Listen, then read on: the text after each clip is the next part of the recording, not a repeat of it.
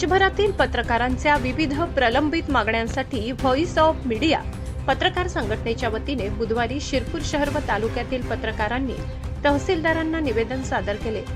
सदर निवेदन नायब तहसीलदार पंकज मगर यांनी स्वीकारले। यावेळी पत्रकारांनी आपल्या समस्या व मागण्यांकडे शासनाने तातडीने लक्ष द्यावे अशी ठाम भूमिका मांडली। संघटनेतर्फे देण्यात आलेल्या निवेदनात नमूद करण्यात आले की वृत्तपत्र उद्योग हा लोकशाहीचा चौथा स्तंभ असून शासनाच्या योजना व निर्णय जनतेपर्यंत पोहोचविण्यात वृत्तपत्रांची महत्त्वपूर्ण भूमिका असते।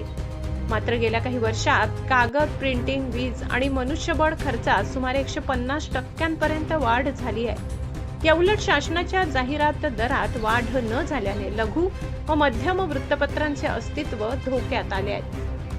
यामुळे सर्व वृत्तपत्रांसाठी किमान 150% दरवाढ तातडीने मंजूर करावी अशी प्रमुख मागणी करण्यात आली। तसेच ई टेंडर जाहिराती पूर्ण स्वरूपात प्रसिद्ध करणे, जाहिरातींचा किमान आकार निश्चित करणे आणि जाहिरातींची देयके 30 दिवसांच्या आत अदा करणे या मागण्यांचाही समावेश आहे।